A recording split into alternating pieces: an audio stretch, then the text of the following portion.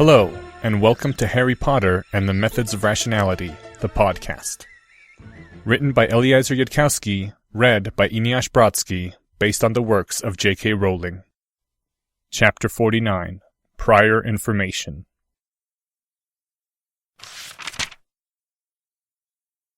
A boy waits at a small clearing at the edge of the non-forbidden forest, beside a dirt trail that runs back to the gates of Hogwarts in one direction and off into the distance in another. There is a carriage nearby, and the boy is standing well away from it, looking at it, his eyes seldom wavering from its direction. In the distance, a figure is approaching along the dirt path, a man wearing professorial robes, trudging slowly with his shoulders slumped low, his formal shoes kicking up small clouds of dust as he walks. Half a minute later, the boy darts another quick glance before returning to his surveillance. And this glimpse shows that the man's shoulders have straightened, his face unslacked, and his shoes are now walking lightly across the dirt, leaving not a trace of dust in the air behind. "Hello, Professor Quirrell," Harry said, without letting his eyes move again from the direction of their carriage. "Salutations," said the calm voice of Professor Quirrell. "You seem to be keeping your distance, Mr. Potter. I don't suppose you see something odd about our conveyance." "Odd?" Harry echoed. "Why no, I can't say I see anything odd. There seem to be even numbers of everything. 4 seats, 4 wheels, 2 huge skeletal winged horses." A skin-wrapped skull turned to look at him and flashed teeth, solid and white in that black cavernous mouth, as though to indicate that it was just about as fond of him as he was of it. The other black leathery horse skeleton tossed its head like it was whickering, but there was no sound. "They are Thestrals, and they have always drawn the carriage," Professor Quirrell said, sounding quite undisturbed as he climbed into the front bench of the carriage, sitting down as far to the right as possible. "They are visible only to those who have seen death and comprehended it. A useful defense against most animal predators." I suppose that the first time you went in front of the Dementor, your worst memory proved to be the night of your encounter with he who must not be named? Harry nodded grimly. It was the right guess, even if for the wrong reasons. Those who have seen death. "Did you recall anything of interest thereby?" "Yes," Harry said. "I did." Only that, and nothing more, for he was not ready as yet to make accusations. The defense professor smiled one of his dry smiles and beckoned with an impatient finger. Harry closed the distance and climbed into the carriage, wincing. The sense of doom had grown significantly stronger after the day with the Dementor, even though it had been slowly weakening before then. The greatest distance that the carriage allowed him from Professor Quirrell no longer seemed like nearly far enough. Then the skeletal horses trotted forward and the carriage started in motion, taking them toward the outer bounds of Hogwarts. As it did, Professor Quirrell slumped back down into zombie mode and the sense of doom retreated, though it still hovered at the edge of Harry's perceptions, unignorable. The forest scrolled by as the carriage rolled along, the trees moving past at a speed that seemed positively glacial by comparison to broomsticks or even cars. There was something oddly relaxing, Harry thought, about traveling that slowly. It had certainly relaxed the defense professor, who was slumped over with a small stream of drool coming out of his slack mouth and puddling on his robes. Harry still hadn't decided what he was allowed to eat for lunch. His library research hadn't turned up any sign of wizards speaking to non-magical plants, or any other non-magical animals besides snakes. Although Spell and Speak by Paul Breedlove had recounted the probably mythical tale of a sorceress called the Lady of Flying Squirrels. What Harry wanted to do was ask Professor Quirrell. The problem was that Professor Quirrell was too smart. Judging by what Draco had said, the Heir of Slytherin business was a major bombshell, and Harry wasn't sure he wanted anyone else to know. And the instant Harry asked about Parseltongue, Professor Quirrell would fix him with those pale blue eyes and say, "I see, Mr. Potter. So you taught Mr. Malfoy the Patronus charm and accidentally spoke to his snake." It wouldn't matter that it shouldn't be enough evidence to locate the true explanation as a hypothesis, let alone overcome its burden of prior improbability. Somehow, the defense professor would deduce it anyway. There were times when Harry suspected that Professor Quirrell had way more background information than he was telling. His priors were simply too good. Sometimes he got his amazing deductions right even when his reasons were wrong. The problem was that Harry couldn't see how Professor Quirrell could have snuck in an extra clue about half the stuff he guessed. Just once, Harry would have liked to make some sort of incredible deduction from something Professor Quirrell said which would catch him completely off guard.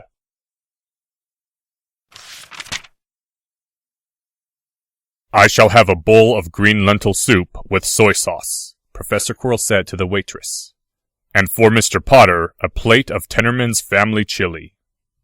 Harry hesitated in sudden dismay. He'd resolved to stick to vegetarian dishes for the moment, but he'd forgotten in his deliberations that Professor Quirrell did the actual ordering, and it would be awkward if he protested now. The waitress bowed to them and turned to go. Excuse me, any meat in that from snakes or flying squirrels? The waitress didn't so much as blink an eye, only turned back to Harry, shook her head, bowed politely to him again, and resumed her walk toward the door. The other parts of Harry were snickering at him. Gryffindor was making sardonic comments about how a little social discomfort was enough to get him to resort to cannibalism, shouted by Hufflepuff. And Slytherin was remarking on how nice it was that Harry's ethics were flexible when it came to important goals like maintaining his friendship with Professor Quirrell. After the waitress had closed the door behind her, Professor Quirrell waved a hand to slide home the locking bar, spoke the usual 4 charms to ensure privacy, and then said, An interesting question, Mr. Potter. I wonder why you asked it. Harry kept his face steady. I was looking up some facts about the Patronus charm earlier. According to the Patronus charm, wizards who could and couldn't, it turns out that Godric couldn't and Salazar could.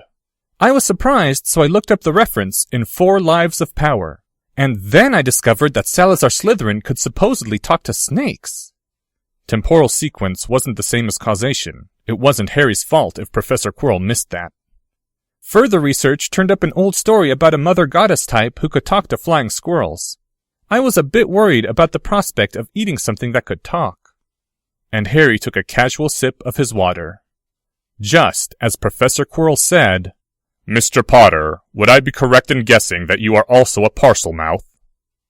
When Harry was done coughing, he set his glass of water back down on the table, fixed his gaze on Professor Quirrell's chin rather than looking him in the eyes, and said, So you are able to perform legilimency through my occlumency barriers, then?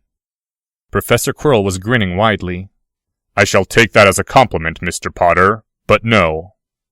I'm not buying this anymore.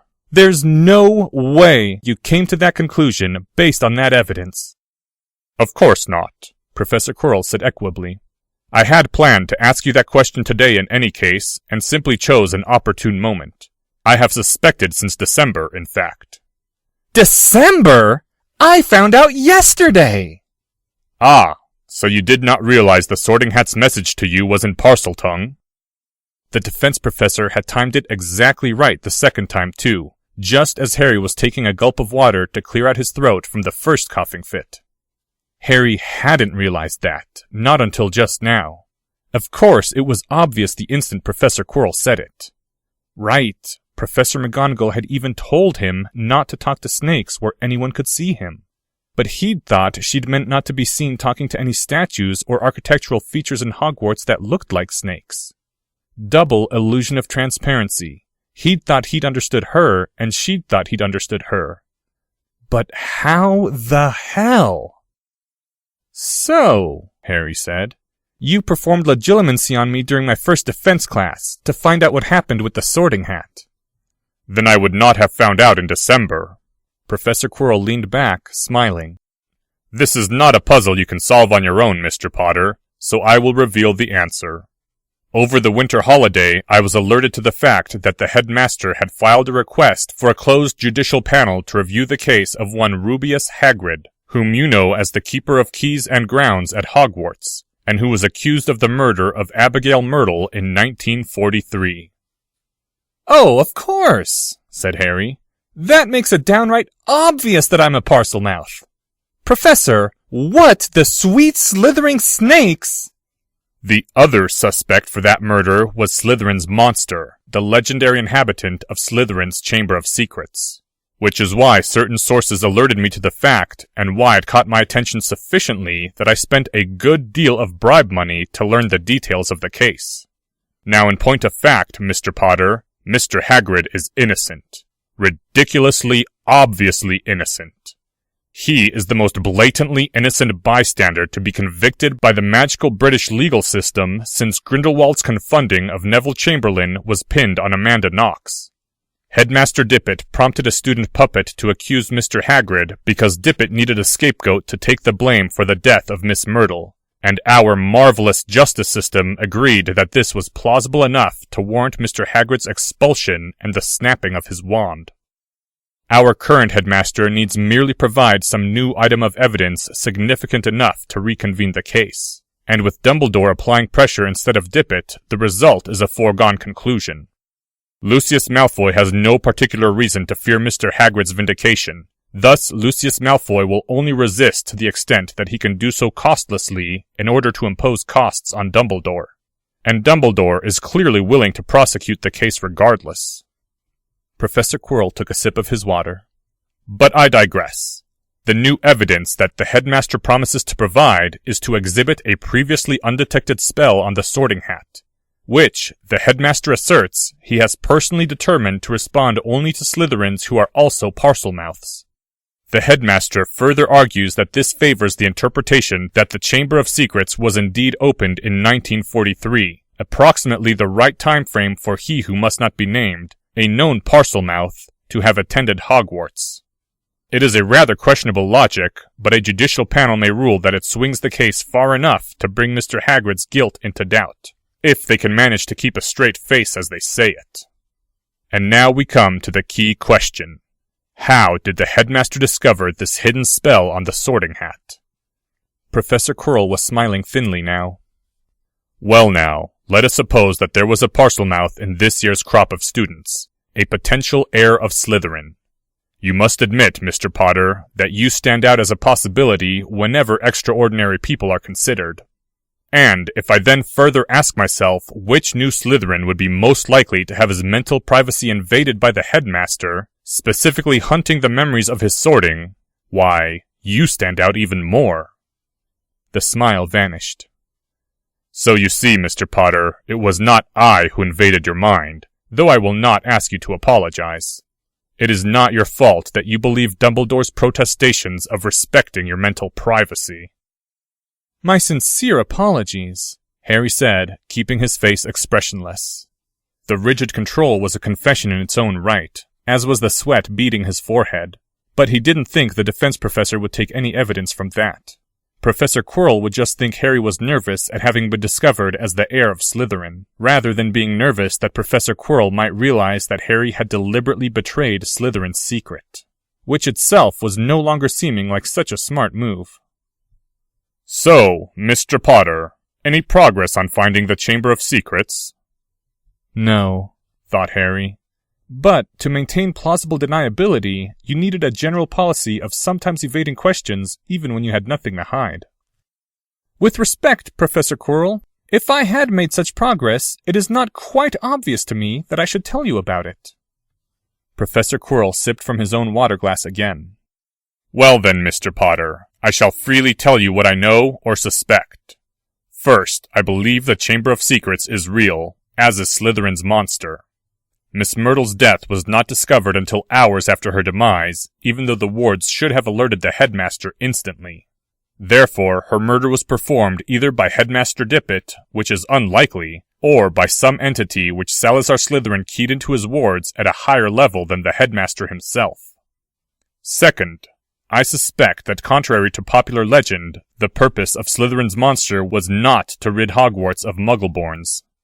Unless Slytherin's monster were powerful enough to defeat the headmaster of Hogwarts and all the teachers, it could not triumph by force. Multiple murders in secrecy would result in the school's closure, as nearly happened in 1943, or in the placing of new wards. So why Slytherin's monster, Mr. Potter? What true purpose does it serve? Harry dropped his gaze to his water glass and tried to think. To kill anyone who got into the chamber and didn't belong there. A monster powerful enough to defeat a team of wizards that had broken past the best wards Salazar could place on his chamber? Unlikely. Harry was feeling a bit pressured now. Well, it's called the Chamber of Secrets, so maybe the monster has a secret. Or is a secret?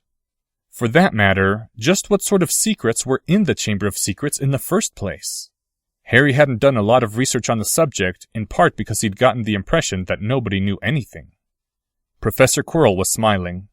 Why not just write the secret down? Because if the monster spoke Parseltongue, that would ensure that only a true descendant of Slytherin could hear the secret? Easy enough to key the wards on the chamber to a phrase spoken in Parseltongue.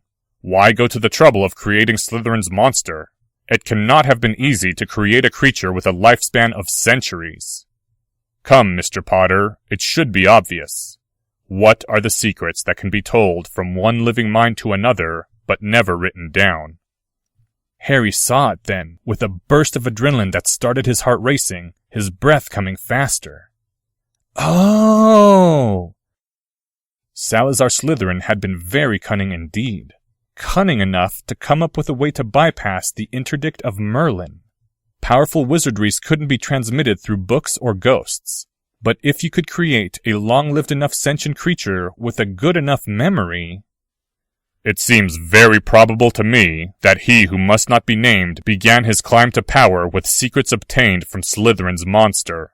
That Salazar's lost knowledge is the source of you-know-who's extraordinarily powerful wizardry.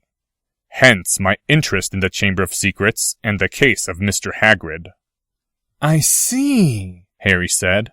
And if he, Harry, could find Salazar's Chamber of Secrets, then all of the lost knowledge that Lord Voldemort had obtained would be his as well. Yes, that was just how the story should go.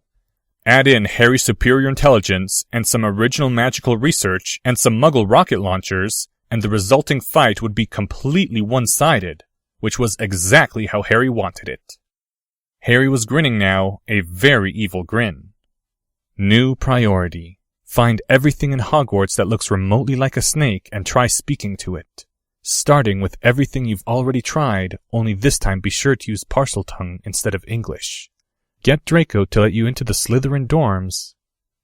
Don't become too excited, Mr. Potter, said Professor Quirrell. His own face had become expressionless now. You must continue thinking. What were the Dark Lord's parting words to Slytherin's monster? What? How could either of us possibly know that?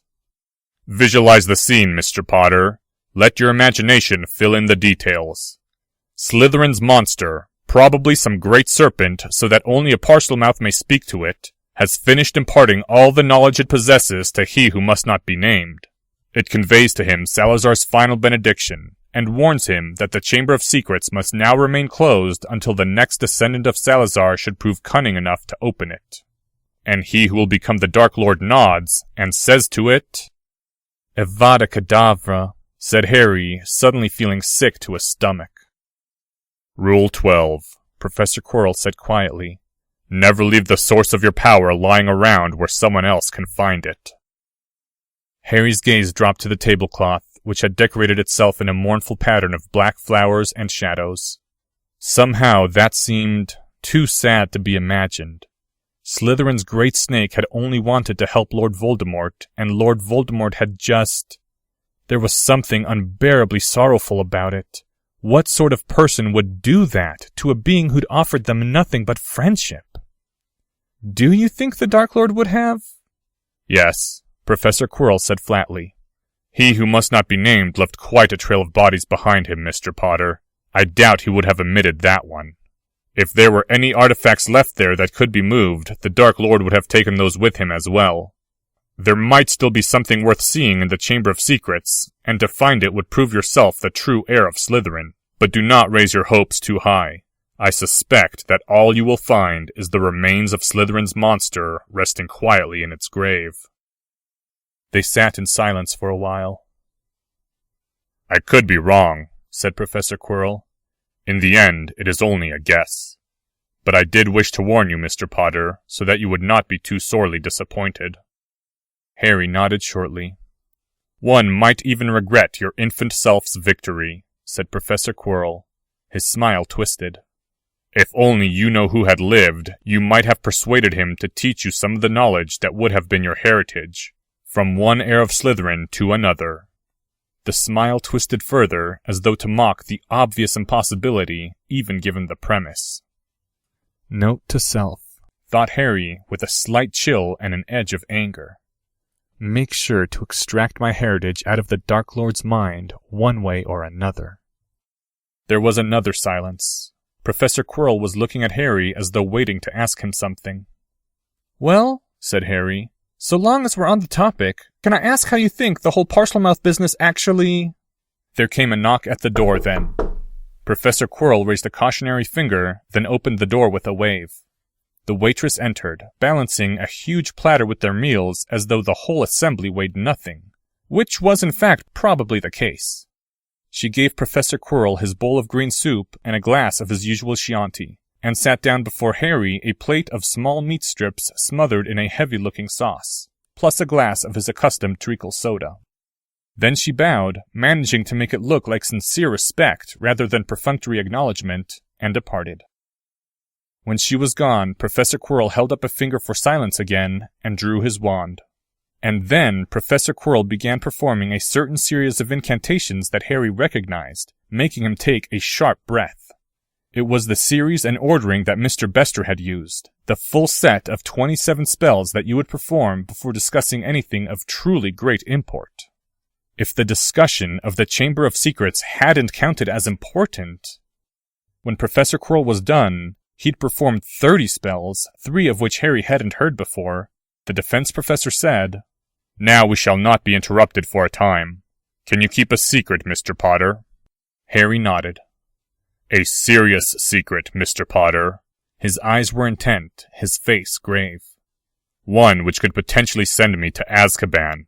Think about it before you reply." For a moment, Harry didn't even see why the question should be hard, given his growing collection of secrets. Then, if this secret could send Professor Quirrell to Azkaban, that means he's done something illegal. Harry's brain performed a few calculations. Whatever the secret, Professor Quirrell did not think his illegal act would reflect badly on him in Harry's eyes. There was no advantage to be gained from not hearing it. And if it did reveal something wrong with Professor Quirrell, then it was very much to Harry's advantage to know it, even if he had promised not to tell anyone. "I never had much respect for authority," Harry said. "Legal and governmental authority included. I will keep your secret." Harry didn't bother asking whether the revelation was worth the danger it would pose to Professor Quirrell. The defense professor wasn't stupid. "Then I must test whether you are truly a descendant of Salazar," said Professor Quirrell, and stood up from his chair. Harry, prompted more by reflex and instinct than calculation, shoved himself up out of his own chair as well. There was a blur, a shift, a sudden motion. Harry aborted his panicked backward leap halfway through, leaving him windmilling his arms and trying not to fall over, a frantic flush of adrenaline running through him. On the other end of the room swayed a snake a meter high, bright green and intricately banded in white and blue. Harry didn't know enough snake lore to recognize it, but he knew that brightly colored meant poisonous. The constant sense of doom had diminished, ironically enough, after the defense professor of Hogwarts had turned into a venomous snake. Harry swallowed hard and said, "Greetings! Greetings." "So," hissed the snake, "you speak, I hear. I speak. You hear?" "Yes, I hear," hissed Harry. "You are an animagus?" "Obviously," hissed the snake.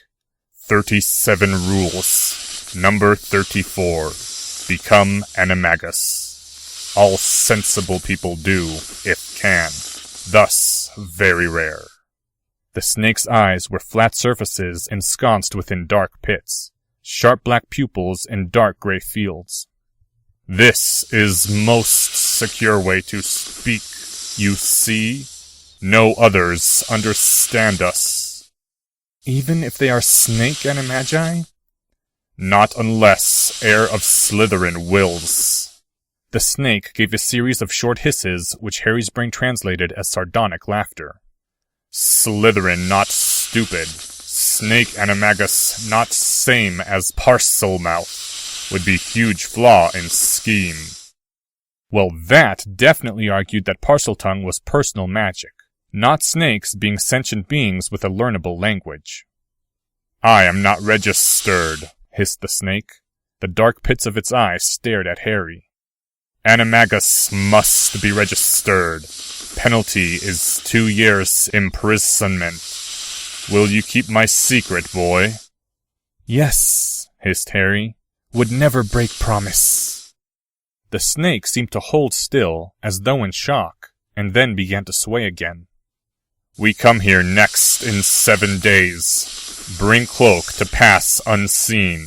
Bring hourglass to move through time. You know? How? Again, the series of short, quick hisses that translated as sardonic laughter. You arrived in my first class while still in other class. Strike down enemy with pie. 2 balls of memory. Never mind, hissed Harry. Stupid question. Forgot you were smart. Foolish thing to forget, said the snake, but the hiss did not seem offended.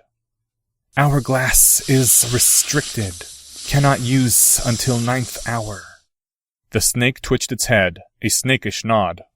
Many restrictions. Locked to your use only. Cannot be stolen. Cannot transport other humans. But snake carried in pouch, I suspect, will go with. Think possible to hold hourglass motionless within shell without disturbing wards, while you turn shell around it. We will test in 7 days. Will not speak of plans beyond this. You say nothing to no one. Give no sign of expectancy. None. Understand? Harry nodded. Answer in speech. Yes. Will do as I said. Yes, but... Harry gave a wobbling rasp that was how his mind had translated a hesitant, into snakish. I do not promise to do whatever this is. You have not said. The snake performed a shiver which Harry's mind translated as a severe glare. Of course not. We'll discuss specifics at next meeting. The blur and motion reversed itself, and Professor Quirrell was standing there once more. For a moment, the defense professor himself seemed to sway, as the snake had swayed, and his eyes seemed cold and flat.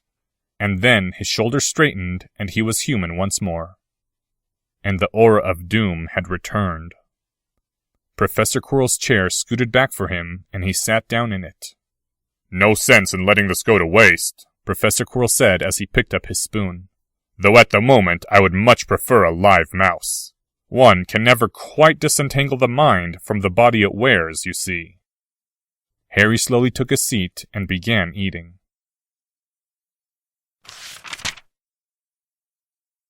So the line of Salazar did not die with you-know-who after all, said Professor Quirrell after a time. It would seem that rumors have already begun to spread among our fine student body that you are dark. I wonder what they would think if they knew that. Or if they knew I had destroyed a Dementor, Harry said, and shrugged. I figure all the fuss will blow over the next time I do something interesting. Hermione is having trouble, though, and I was wondering if you might have any suggestions for her. The defense professor ate several spoonfuls of soup in silence then, and when he spoke again, his voice was oddly flat. You really care about that girl? Yes, Harry said quietly. I suppose that is why she was able to bring you out of your dementation? More or less, Harry said. The statement was true in a way, just not exact. It was not that his demented self had cared, but that it had been confused. I did not have any friends like that when I was young. Still the same emotionless voice. What would have become of you, I wonder, if you had been alone? Harry shivered before he could stop himself. You must be feeling grateful to her. Harry just nodded. Not quite exact, but true. Then here is what I might have done at your age, if there had been anyone to do it for. End Chapter 49. The original text for this chapter can be found at hpmor.com. A link is included in this file's description. Recordings, questions, and comments can be sent to hpmorpodcast@gmail.com. If you enjoyed this podcast, please help spread the word at your social forum of choice. If you're interested in learning more about the art of rationality, please visit lesswrong.com, an online community of aspiring rationalists founded by Eliezer Yudkowsky. Some sound effects used are courtesy of the Free Sound Project. Attribution links can be found in this file's description. The music used is Catch That Goblin by Skaven. Thank you for listening, and come back next week for Chapter 50, Self-Centeredness.